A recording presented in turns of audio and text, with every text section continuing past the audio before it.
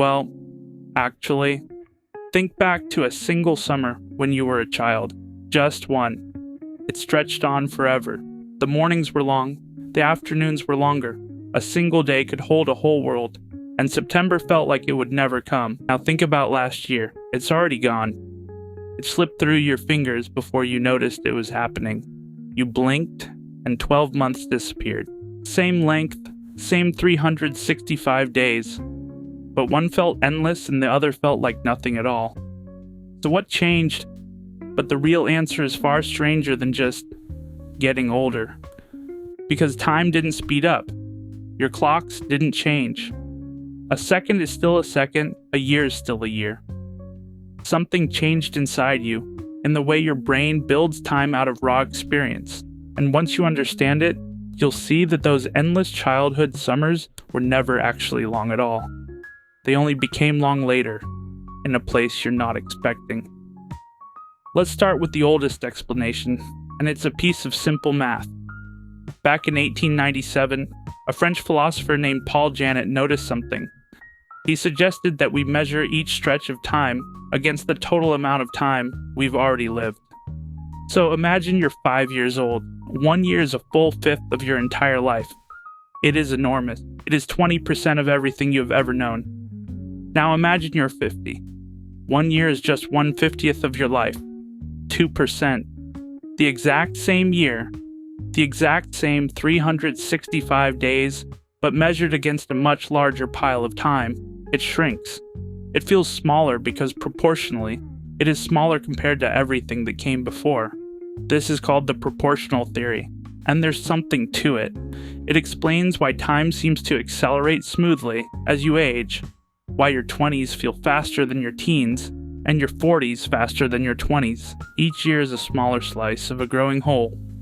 But here's the problem. This theory feels a little too neat, and it doesn't quite match the way time actually feels day to day. Because time doesn't just shrink evenly. Some weeks still crawl, some years still vanish. The proportion can't be the whole story. So what else is going on? To find the real engine, you have to stop thinking about clocks and start thinking about memory. Here's the strange truth. You don't actually feel time passing directly. You can't. There's no organ in your body that senses seconds. Instead, your brain estimates how much time has passed by looking at something else entirely. How many memories you made? Think about that. When you look back on a period of your life and ask, how long was that? Your brain doesn't count the days. It can't. It reaches for the memories from that time, and it weighs them. A stretch packed with vivid, distinct memories feels long.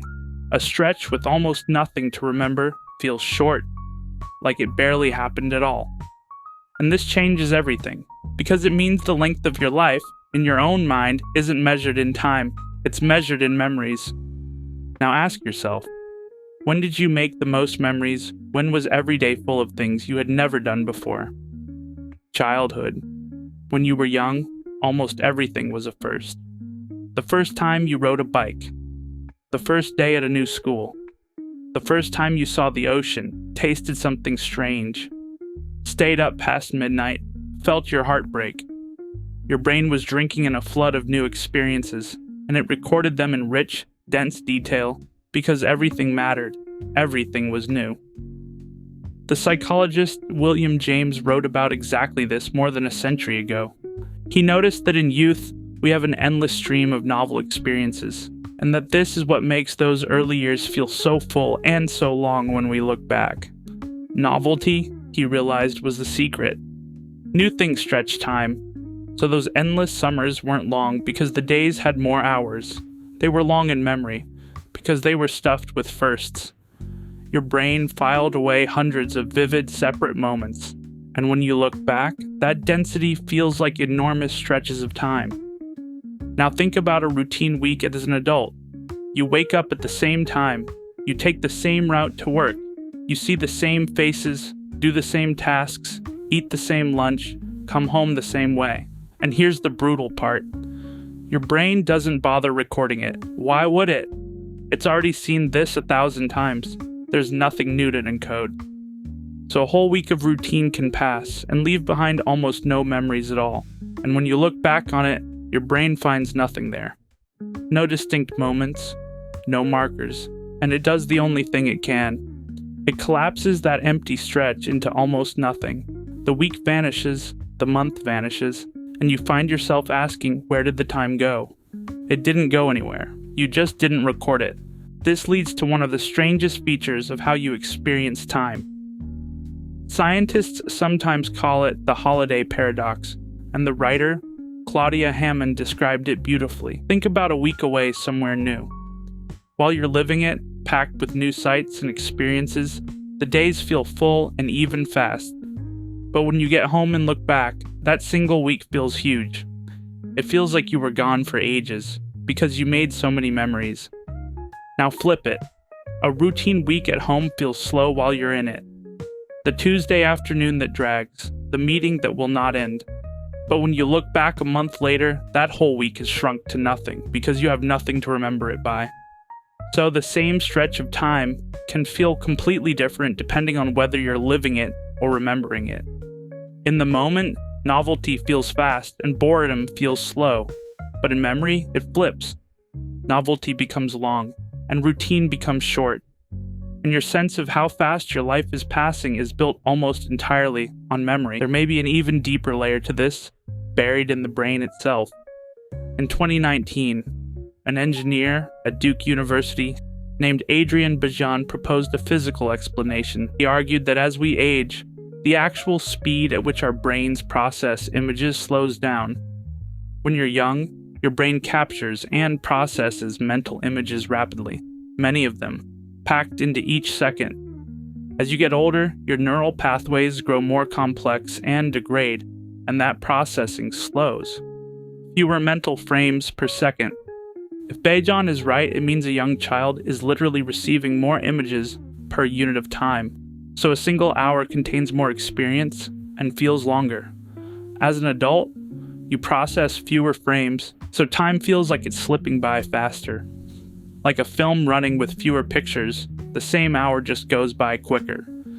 It's still debated, but it's a haunting idea, that the acceleration of time might be built into the aging of your brain itself. Now here's the twist, the part that changes how you might look at your own life. If time feels fast because you've stopped making memories, then the fix isn't to slow down the clock. You can't. The fix is to give your brain something to remember. Think about who complains most that time is flying. Often, it's the people whose years look identical. Same job, same routine, same walls. Their brains have nothing new to record, so the years blur into one long, featureless smear. And think about when time slows down again, even as an adult. A trip to a country you've never seen, falling in love, learning something hard, moving to a new city, the birth of a child. Suddenly, a single month is packed with vivid memories again, and in your mind, it stretches back out. You have felt this. A single powerful week can, in memory, dwarf the 3 empty months before it. Because your brain was never measuring the time, it was measuring the living. This means something quietly powerful. The feeling that life is speeding up is not a fixed sentence, it's a signal. It's your brain telling you that you've stopped feeding it anything new. And the antidote isn't more time, it's more firsts. New places, new skills, new people, new challenges, anything that forces your brain to wake up and start recording again. Novelty is the currency of time, not the ticking clock, but the number of moments worth keeping. So think again about that childhood summer, the one that stretched on forever. You've probably been mourning it, believing that time itself was somehow richer back then, that the days were genuinely longer, and the world was slower. But that's not what happened. Those days weren't longer while you lived them. A summer afternoon as a child felt like a normal afternoon in the moment, just as ordinary as an afternoon now. The summer only became endless later, in memory, because it was packed so full of things you'd never done before. You built that endless summer out of firsts. The length was never in the time, it was in the living. And that's the strange, quiet gift hidden in all of this. The reason time feels fast isn't that your life is running out. It's that your life has become familiar, and familiarity is the one thing you can change. You can't add hours to the day, you can't slow the calendar, but you can still fill your time with things worth remembering, and when you do, something remarkable happens. You look back, and the months stretch out again. The year feels full.